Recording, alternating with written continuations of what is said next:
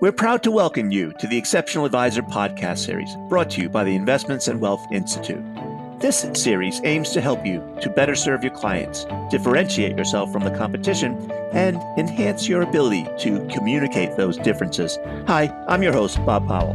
Today's guest is George McReynolds. He's a certified financial planner practitioner, certified financial fiduciary, and registered financial consultant, and author of the personal finance book, Prosperity by Design. George is also a decorated veteran of the U.S. Army and served on the security detail for the Supreme Allied Commander at NATO headquarters in Belgium. After leaving the military, he served as a paramedic, police officer, and on a police SWAT team. Welcome to the podcast, George. All right, thanks for having me. It's a pleasure. Before we get going, for the benefit of our listeners who may not be familiar with you and your work, do you mind giving us a brief overview? Sure. I'm a certified financial planner with an independent broker-dealer channel, primarily fee-based. I have just a few old, we call them legacy clients, the ones that started out, helped me make me who I was. And so I didn't want to get rid of them. So I do keep the FINRA licenses just for that, but we don't bring in any new commission clients. And primarily work with fee-based and on a fidelity platform for the most part, NFS. My broker-dealer is Cambridge, and they're also the registered investment advisor. I've been licensed in security since 1996, and I was in banking until 94, and I came across Harry Dent and found out why I was so successful selling debt. And I saw that there was going to be 100 million people looking to get out of debt. So I went back to school and got my CFP and graduated in 96 and went to work with Legg Mason. And I was with them for a while, a great company. I love the people I worked with in Bryn Mawr, Pennsylvania. And but I needed to specialize a little more. It was an area called Bryn Mawr, main line. That's kind of not, I'm not a Bryn Mawr kind of guy. So I did some research going in the county I live in, Montgomery County, and I found out that the biggest employer is Merck & Company. And right now there are 15,000 Merck & Company employees within a mile of my office. So that was my core specialty when I left Legg Mason. Right. So you've made a practice, a habit out of specializing in certain industries and certain occupations. Do you want to talk first about specializing in the world of pharmaceuticals then, sure, given that you just mentioned it? Yeah, that was kind of an intentional thing. I did the research. Everyone either worked for Merck or they worked for a company that supplied Merck. And like I said, they were the biggest employer in the county. And so I actually went to work inside their credit union for 4 years. Got to know the union people, the HR people. It was through a credit union, but I didn't realize what a bank program was, how you get the tellers to refer the people over with big CDs. I started it as a financial planning practice. So I went right to the HR people and the union reps and did a lot of seminars and never developed the tellers. And when I was at Legg Mason, I did 6 financial plans in 6 months, and that put me in the top 1% of 1,000 advisors. And in my first year working at Merck's credit union, I did 750 financial plans. Wow. So it was just massive experience sitting down with people, getting them to give the information and doing a financial plan focused financial plan to get them to give me the information and not just come in to buy an investment. And then I went independent in 2001, and that coincided with the publishing of my book, Prosperity by Design. That was my first book. And that was briefly a bestseller in 2001 for all of like 3 or 4 weeks around Christmas time. But it really helped me bring up the practice as I went independent, and things just exploded. I had 300 clients, 300 families, and I always had a list of 75 to 85 that wanted to come on board, and I just couldn't do the onboarding. So eventually we had to stop taking new clients for a couple of years. But a lot of it was the popularity of the book, and we were 100% by referral only, and again, really specializes in the Merck people. And then as people changed companies, they go to Johnson & Johnson or from Johnson & Johnson. or some of the other chemical companies. We have what's called the 202 High-Tech Corridor, which runs from Delaware up through New York. It covers the University of Delaware, a number of the Philadelphia colleges up through Princeton and Rahway and all the way up through New Jersey. And it's all chemical companies and high-tech pharmaceutical companies.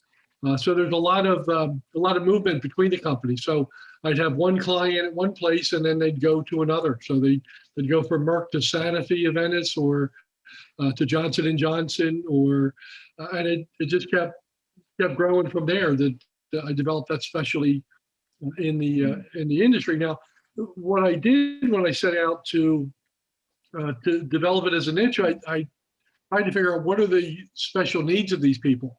And I'd done some research. Forbes had said they were one of the top 100 employers in the country, and Forbes said that they had every conceivable benefit known to mankind. So I knew that they would need a lot of help with employee benefits. Their open enrollment was November, so I really focused on what they were. I'd make a contact. I'd ask them to give me things like the summary plan description, which nobody else read, and got good at that. They had stock options, but they were non-qualified stock options. And a lot of the so-called experts were out there talking about incentive stock options, and it really confused these people. So I went away to a school down south and became an expert in all employee stock options and bought the software. And I started giving the advice on that, and for not just Merck, but for a number of the other companies. And then one of the big decisions they make is, and a lot of times when they're changing directions or they're doing an acquisition, they have a package for early retirement. So typically they would add 5 years to the age and 5 years to the service. And they had a lump sum pension option at the time. So they could take the single life or joint life annuity, or they could take the lump sum payout. And I helped them with a lot of the calculations, which one to take. And then I also based, on as interest rates were changing, moving over to GAT, I could figure out some things. If interest rates are going to change, how much is going to affect their pension. And with the union people, they got a free peek in November. They could get the new rate or the old rate, and I could do the calculations for them to figure out which one was going to be better, whether they did December 1st or January 1st for the retirement. And there were also different 401k participation, where there were, I think, 4 unions at the time, and some would have 100% match, some would have 50% match, up to different levels. Then there was the management, the confidential. There are 9 different pension groups in the company as well. And if you change from one division to another, that changed all of your pension calc. So I kept current on all of those. And then when they were actually retiring, I would go to their retirement meetings with them and help them understand what their life insurance choices were, a number of other things. And the human resources people really helped, really appreciated that.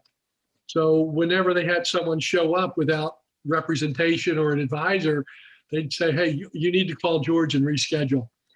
And I'd meet with them and go over and explain everything that the human resources people would do. But also I could say, this is what you should do, rather than just lay out the fact for them. And so that's pretty much my story. Although they don't have the lump sum now for newer employees. They're moving to a cash balance plan, but it's still a big transition. So some people were in the old plan and they want to know, if they want to get out, should they get the new one or the old one, and how to time that. And also, as interest rates change, I help them figure out what that's going to do to their lump sum. Our audience are largely investment professionals, investment advisors. And it sounds like your advice to those folks who might want to specialize in an industry like pharmaceuticals is to sort of become as expert as possible in all things employee benefits, whether it's their health insurance, their life insurance plan, their disability plan, their 401k, their stock option plan, et cetera, et cetera, et cetera. It sounds like you became all things Merck, employee benefits. I really focused on where did they need help. I noticed that a lot of people were making mistakes with the disability insurance. And I never sold disability insurance. And if I was accused of selling life insurance, there would not be enough evidence to convict me. But I still knew what their options were and helped walk them through it. There's a book by Steve Moeller. He was an associate or friend of Nick Murray, and he wrote a book which really helped me get on track. And it was, first you design the perfect life, and then you figure out what's the perfect business that supports that, and then who are the perfect clients. And that's kind of what kind of drove me. And then you find out what's important to the client. And then I jumped in with both feet and met with as many people as I possibly could. And there were a lot of no sales in there. There were a lot of, zero pays out of all those financial plans. But I just got an unprecedented experience working with Merck employees. And again, it filtered then into the other companies. Wyeth Labs was nearby as well. So someone was changing from one company to the other, says, what are you getting? What are you giving up? And then that kind of helps me now when I work a lot with first responders. So we may have a detective from Philadelphia who wants to go to work for the state attorney general's office as an investigator. And I can say, look, this is going to be the difference. This is what you're getting. This is what you're giving up.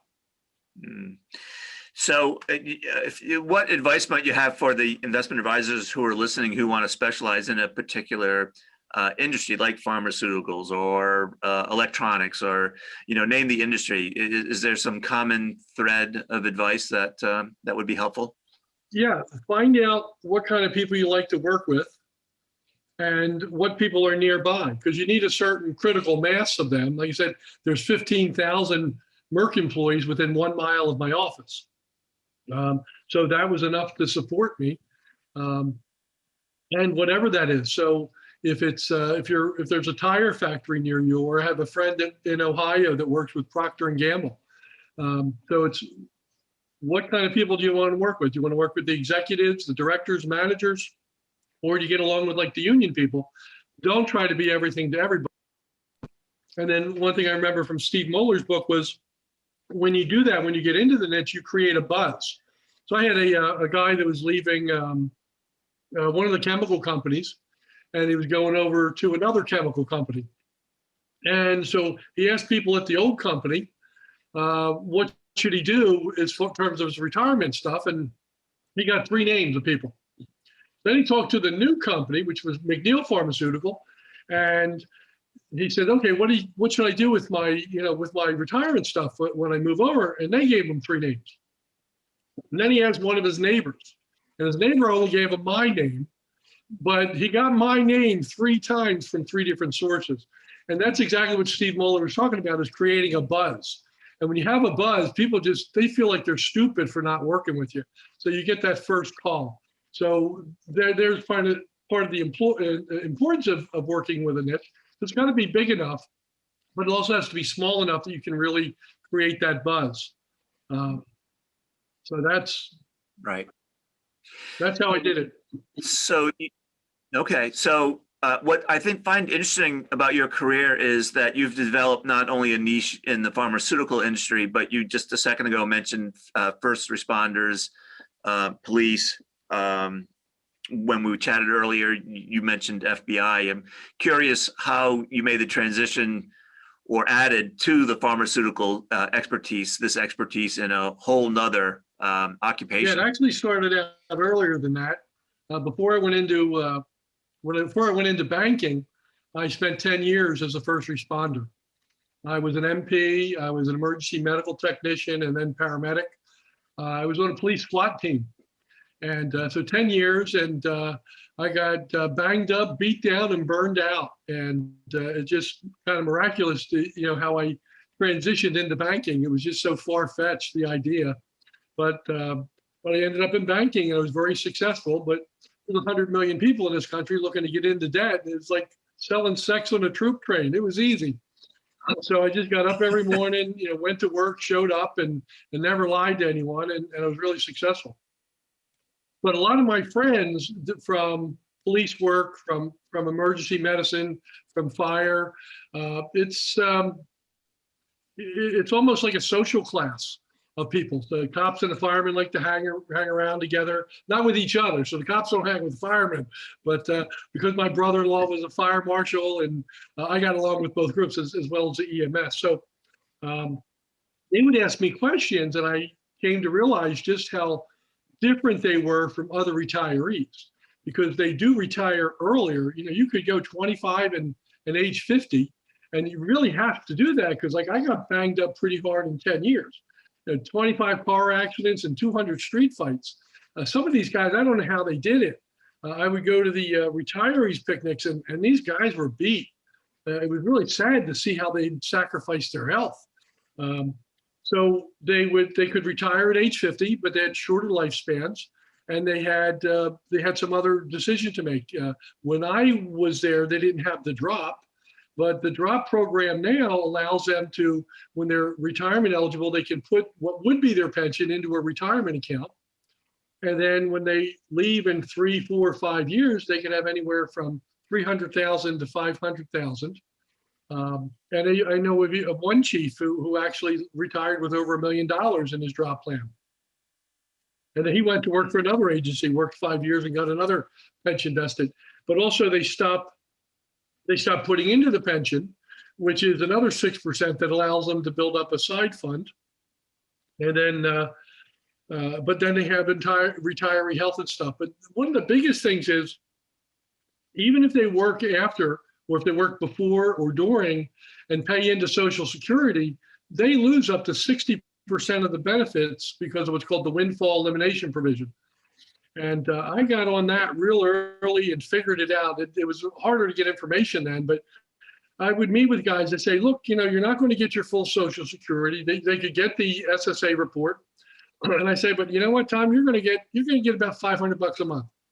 Tom would go to all these workshops everywhere, and even met with Social Security. Said, no, you're going to get this, you're going to get this, you're going to get this. I said, Tom, you're going to get about $500. And so he finally got down to the Social Security people calling back and says, oh, no, you don't qualify for that. You're getting $496 a month. Most people don't even realize, because they don't pay, many of them, at least in Pennsylvania, don't pay into the Social Security system, kind of like the railroad workers paying into railroad retirement. But I learned how to do the calculations, and I was able to tell them where nobody else could tell them. Now, it's not the most lucrative group to work with. I generally work with managers and executives. So generally police lieutenant, captain, chiefs, inspectors, and investigators as well. And so they have a little more resources from that, but they also tend to have more of an abundance mentality. So, when I was a regular street cop, I was suspicious of everyone, and life was about survival and scarcity, and that doesn't get you wealthy. And so those guys, like myself, are a little harder to work with than a guy that's, been, and I do work with a lot of patrolmen, but they're on special task force. So they're working with the feds, or they're working with the county or some narcotics teams, but they've gone beyond just pushing a car around on the midnight show. And then that led to, they would meet with some of these feds. So I'm suddenly working with some Department of Homeland Security people, some FBI agents. Again, you tell them right up front, they really appreciate that. They don't want things sugar-coated, but give it to them direct, and your reputation gets around. They talk amongst each other because other people, they don't think understand them. And that's the same thing that happens with medical professionals. Doctors like to talk to other doctors. They don't like to talk to drug reps, but they like to talk to other doctors. It's the same microcosm. Mm. So it seems like, on the one hand, that you were able to, both in the case of the pharmaceutical industry and in the case of police, fire, first responders, Homeland Security, you were one of them before you advised them, right? I mean, there's a certain level of probably camaraderie or trust because of those, what you invested in before you actually started advising them. Yeah, it helped. It really helped that I had close relationships with a lot of guys. At first when I left after 10 years, people think, why did you leave? Are you, a burnout, or are you, were you corrupt, or things like, honest to God, people were thinking, we're thinking those kinds of things. So, but just kind of showing my lifestyle. And again, because I was close, these guys knew me, where strangers didn't. So if I just, if I met some lieutenant from Connecticut, it wasn't buying me any points, the fact that I had that background. Now, had I been there for 20 years or 25, it would have made a difference. But it was that personal reputation and then exuding the confidence in giving them the right answer that really caught on. But then it was the personal referrals. The one detective, she was all over the place. She's with the Fed, she's with the state, she's with, just all over the place. And in a stakeout, they're talking, what are you going to do when you retire? Who are you talking to? And so she's probably referred 20 different law enforcement people to me from all different kinds of agencies. Yeah. But it's that personal connection that did it. If I just went out and say, hey, cops, call me, or hey, firemen, call me, I don't think I'd get anywhere. Yeah. So you've already hinted at some of the similarities and differences between pharmaceutical and police, public service. Could you maybe just elaborate a little bit on some of those similarities and differences? Between say the pharmaceutical industry and the public employees. Well, it's not so much the similarities as the differences and finding out what they were. But it's that difference that makes the difference. It's knowing, that cops aren't going to, most cops aren't going to get their full Social Security benefit, where if they sit down with someone else that's just going to sell them an annuity, where the focus is on the product, they're just going to assume that their Social Security is the same. They're going to assume that they can't touch their retirement account until they're over 59 and a half or at least 55.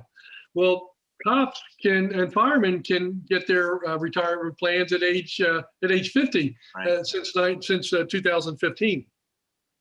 So there's that broad knowledge, but it's just identifying the differences that makes the difference.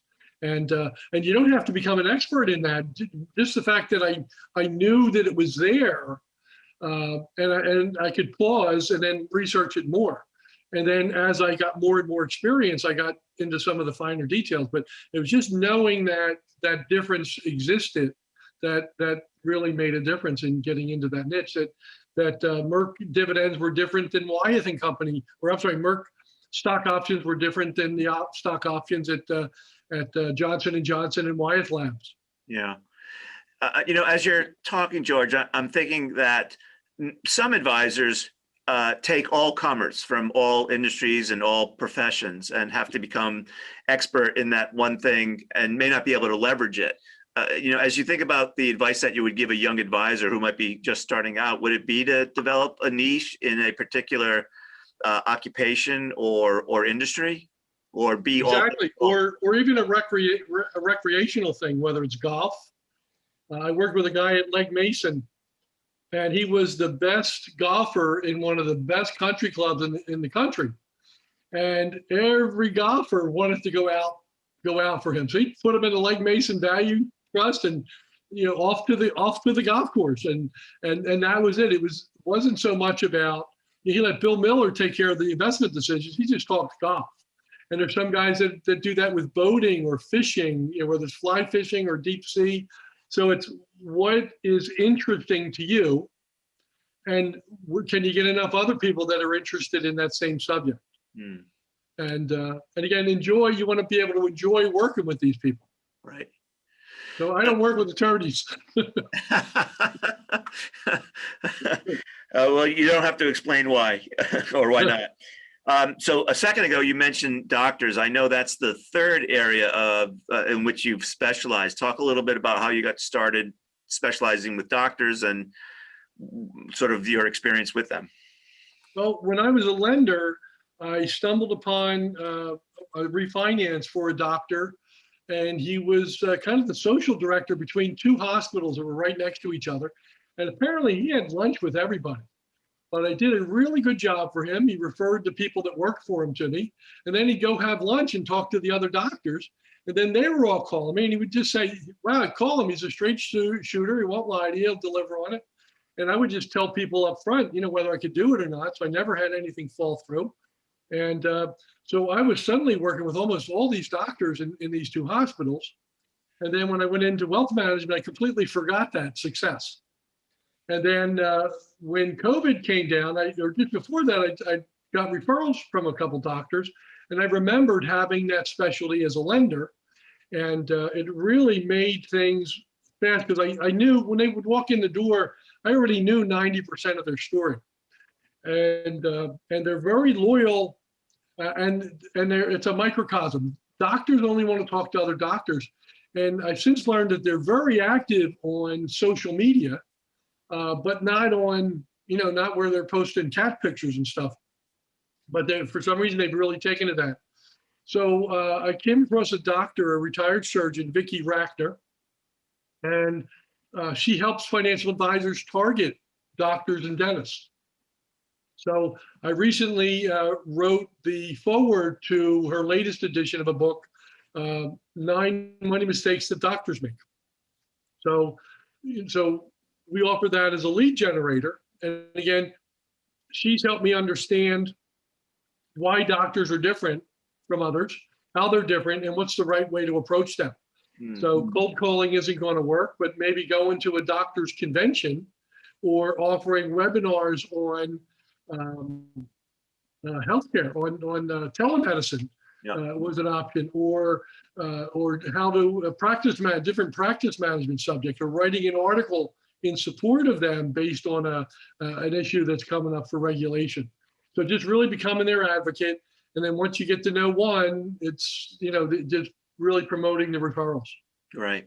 So that's kind of where I am with the doctors and dentists. So I'm just developing that. That was important because there's a lot of snow outside here right now in Pennsylvania.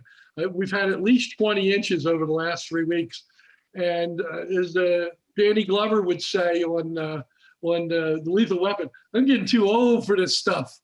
So as my partner and I, my girlfriend and I talk about what are we going to do, we'd really like to become snowbirds and get a place in Florida. Right. So there's no Merck facilities down there that I'm aware of. So it really helps me develop a more portable niche. Right. So Merck and Company, there's 15,000 around me now, but I don't know how many Merck employees are in Naples, Florida. Right. So that kind of, again, the Steve Moeller approach, what's the life that you want? What's the industry that's going to support that? And who are the perfect clients? Yeah. And from my conversations and mentoring but with Dr. Rackner, it's just a real good niche to get in with some of these people. And especially now after COVID, the orthodontist and the plastic surgeon, they never in a million years thought that they'd be unemployed. Right. And she says over 52% of them were do-it-yourselfers. And now it's time for them to get serious. So it's just a good time to get in there because now they're looking for help. Yeah. So I'm curious, you mentioned the 9 money mistakes that doctors make. Could you share a few of those with us? Well, one of my favorites is that avoid doctor deals. They're investment stories that just have a great storyline to them, but they're always far-fetched and bogus. I'm a Tony Robbins Platinum partner. So I go to some really high-end conferences with a lot of wealthy people, and the economics conferences in Sun Valley, or at least it was last year. And they brought in a lot of great scientists talking about really cutting-edge stuff, and they were trying to raise money for this really early-stage research based on some little study at Harvard. But I got to tell you, from an investment point, they were really far-fetched ideas, but they were interesting to those with a science background. So it's avoid the doctor deals is probably the biggest mistake that they can make. Right. The other thing that when I think about doctors too is their financial situation is different, obviously, I think, from someone at Merck or someone who works at Homeland Security. Oftentimes they might need a complicated retirement plan, a money purchase plan, a profit sharing plan, an accelerated DB plan, et cetera. I mean, have you had to become expert in novel pension plans for high net worth? I had to find experts that could do that for me. So I had to know enough to be able to identify the situations, but I didn't have to become the expert in that. And one of the big issues, two of the big issues is a lot of doctors haven't had a raise in 10 years. With especially in Pennsylvania with the cost of malpractice insurance. a lot of doctors left Pennsylvania to go to Delaware because it was just outrageous because of the lawsuits. And then with HMOs and PPOs, it's not the same thing. One of Dr. Rachter's books is The Myth of the Rich Doctor. That was her most recent book.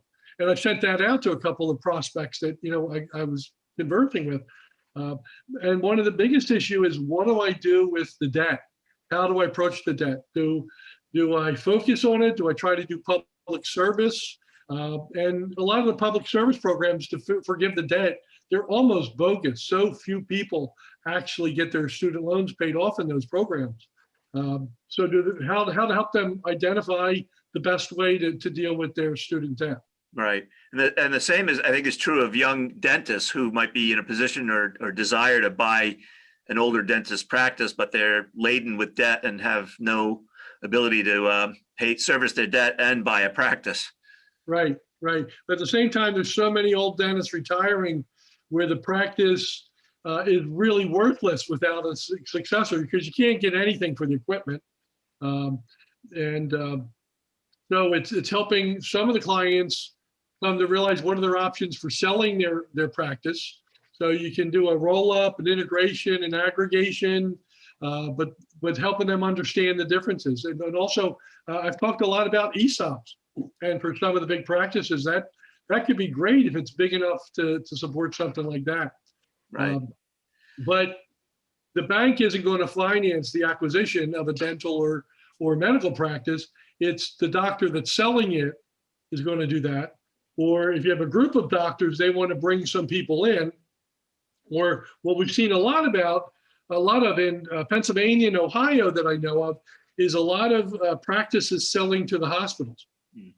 So the hospital buys the practice, and then they agree to work for a couple of years as an employee of the practice. So that's been one way that many have been exiting their practice, their medical practice or dental practice. Right. So we've covered a lot of ground: pharmaceuticals, public servants, doctors. Is there an occupation or an industry that you'd like to pursue next to add to your quiver here?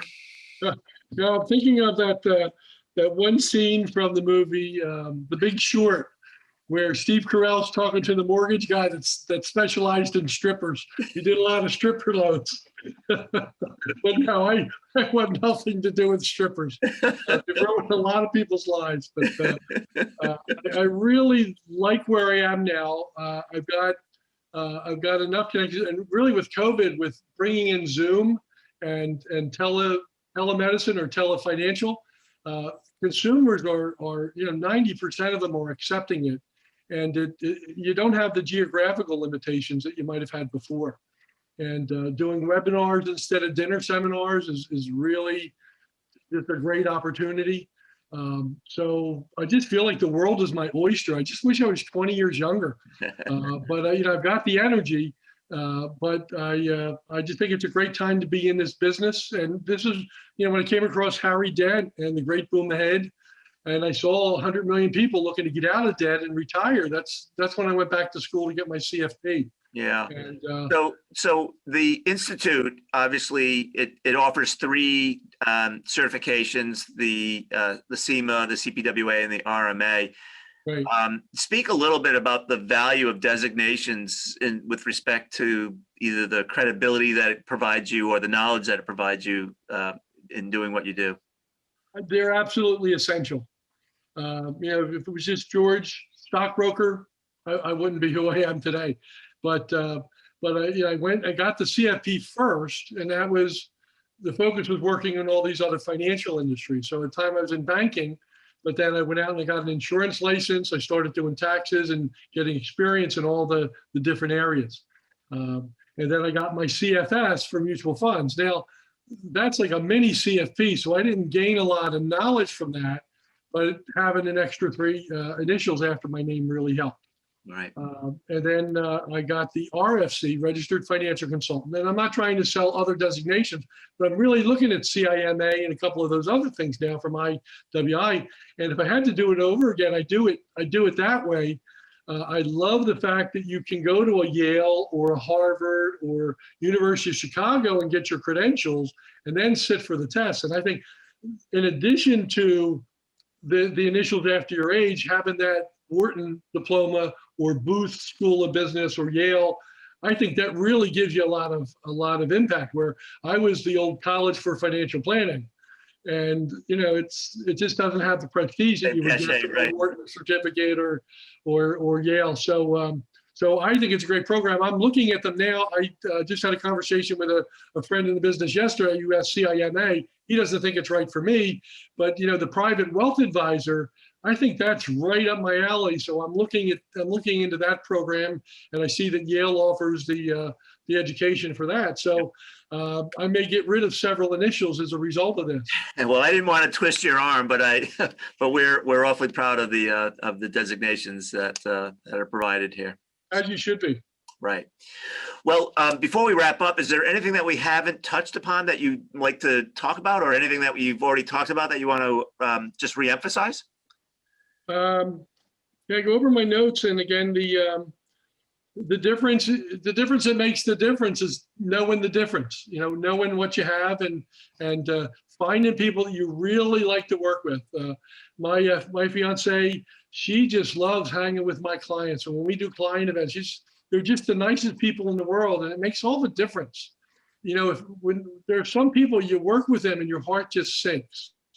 And if you're really good at your niche and really honest and show up every day, you can pick who you want to work with.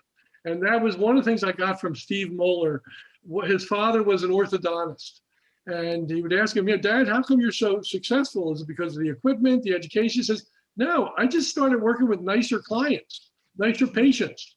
And I got better and better at that stuff. And that made all the differences, working with people that he liked. Yeah. And that made him financially successful. I have to say, as I've aged in my life, there are two things that drive me. It's one, working with people I like working with, and working on things that I like working on. Yeah, absolutely. That's it. Yeah. Years ago, I dropped a $10 million Merck executive. He was just disrupting everything, and none of the clients are worth all of the clients. He would always slow with the paperwork, always wanted his call put through right away. I got him out of trouble with the SEC because I had advised him on his company stock and his options. So, when the SEC said, why did you dump all of this stock? Well, George told me to. George called me up and told me to. But he was just always interfering with the practice. I couldn't provide service to the others. And I let him go, and I felt so much better as a result. Yeah. And we replaced him. I fired a client back in March, and I replaced her within a couple of weeks. And much bigger, much nicer people to work with. So only work with people that you like to be with. Yeah. Well, you followed a time-honored recommendation that some advisors find hard to do, which is to fire clients. So I'm glad to hear that you were able to do that. So. Yes. Well, George, I really enjoyed our chat today. I look forward to perhaps having you come back on another podcast, and we'll get a chance to chat more about other things. That'd be great. I look forward to that. Thank you. Thank you for listening to the Exceptional Advisor podcast, brought to you by the Investments and Wealth Institute. If you've enjoyed this podcast, please subscribe through iTunes, Spotify, or our website at www.investmentsandwealth.org/podcast to get the latest episodes of our Exceptional Advisor podcast series. For additional resources, updates on events, and exclusive membership deals, visit www.investmentsandwealth.org.